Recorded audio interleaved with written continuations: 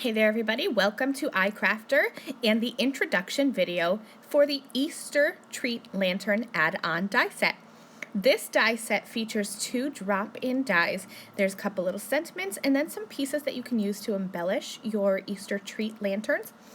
This is an add-on die set to the Halloween treat lantern die set that was released previously.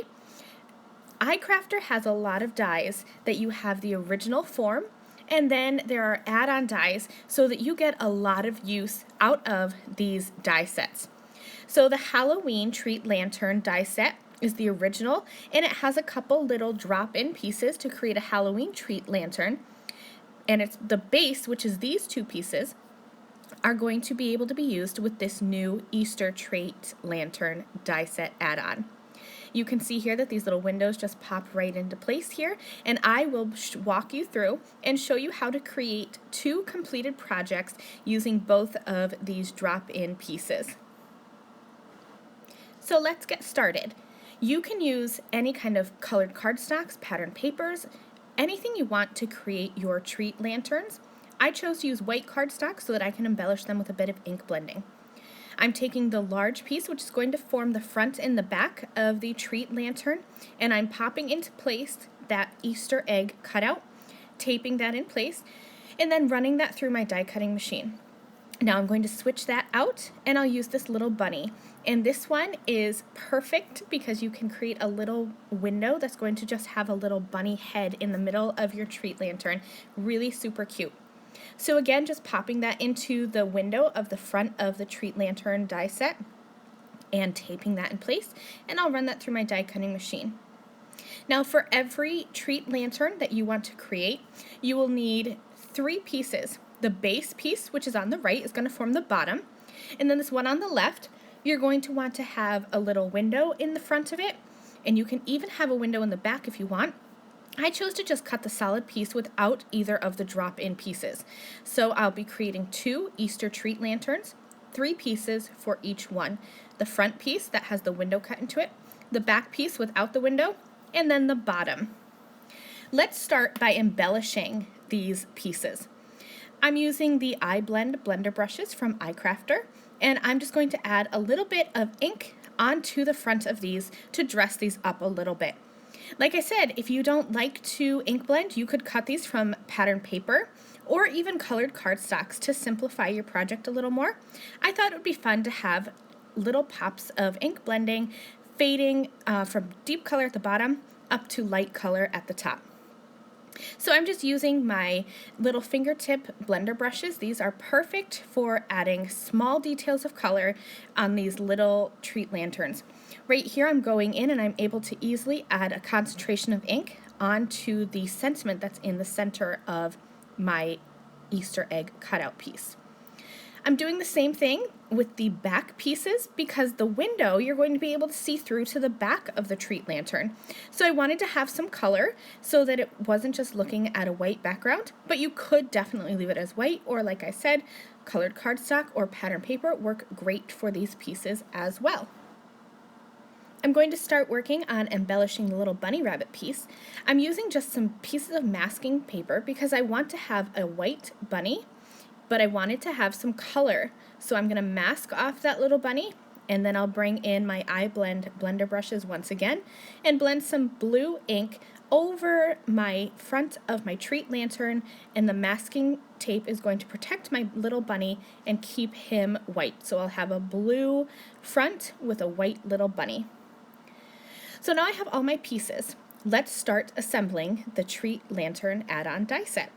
So I'm just going to start by folding on the score lines of both the front and the back pieces.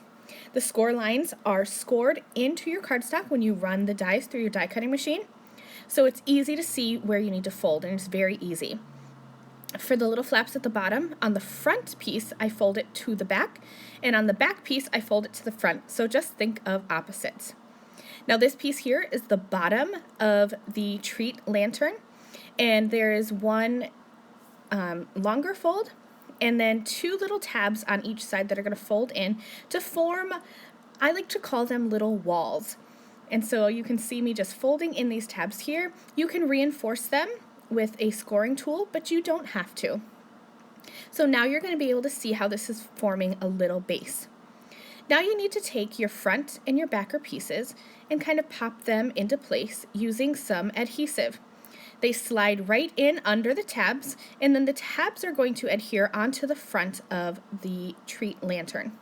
I'm going to use liquid adhesive just because I find that's easier for me, but double-sided adhesive would work just as well.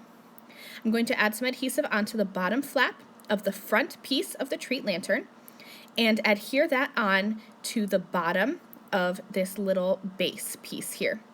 It'll line up right with the front of the base piece so that you'll have a flush piece. Then I'm going to fold in those tabs. You want the tabs on the inside, and I will do the same thing with the back piece, adding it onto the bottom of that flap. And then you'll see that the two flaps from the front and the back are going to meet in the middle of that base piece. Again, just lining that up and pressing that down. I'm using liquid adhesive, so it takes just a minute to adhere, but I find that it's easier for me to use the liquid adhesive because I can slide it around. So now that both the front and the back pieces of the treat lantern are adhered onto my base piece, I'm going to add some liquid adhesive onto the little flaps and press those on to the back of the front piece. Again, just holding that in place for a moment, but you'll see how easy this is to tuck right in. And so now, between the tabs on the base and then the front and the back, you have 4 walls to your base. I'll do that again on the back piece, adding a little bit of adhesive onto those little tabs, and then I will just fold that up, and you'll be able to see this treat lantern forming a little, like a triangular box almost. Now I'm going to cut some twine. You can use twine or ribbon, even like a little piece of cardstock if you wanted to weave that through the 2 holes at the top. You just want to have some way to tie together the front and the back of your treat lantern. So I have just some twine, and I'm going to feed that through from the front to the back and then from the back to the front, and I will tie a bow in the front of my treat lantern. I went with black and white twine for a bit of contrast, but you could use, like I said, anything that you have. Little bits of fabric even would be perfect for this to add some texture. And as I tie this little bow, you're going to see how the front and the back squeeze together and they are tied off together, forming the perfect little treat container, or even a perfect little container for a little one of those battery operated tea lights. They would be perfect with that little bit of light shining through that front window. Okay, so now I've sped this part up. Let's go ahead and assemble the second treat lantern once more, just so that you can see for a second time how to assemble the treat lantern. I'm going to begin by folding on all of the score lines on both the front and the back panels, as well as the ones to form that base. I'm adding my adhesive. Remember, you can use liquid adhesive or double-sided tape. And this time I'm actually starting with the back piece. Doesn't matter if you want to start with the back or the front. Just add some onto the bottom of the flap, and then add the bottom of the flap onto that little base piece. Once those pieces are lined up in the center as well as on the front of that little base piece, you're going to want to add some adhesive onto the small flaps that are going to form the side walls, and adhere those onto both the front and the back pieces of the treat lantern. Once that's done, I just like to hold that in place for a couple minutes until the whole box is adhered and assembled. And here are my finished Easter treat lantern add-on pieces. Aren't they adorable? Look at this one with the little Easter egg peeking through. And I love how this little base has those 4 walls, which make it perfect for adding one of those little tea lights, or they are perfect for those fun-sized pieces of candy. Since these are for Easter, I thought that I would put in some of my favorite candy.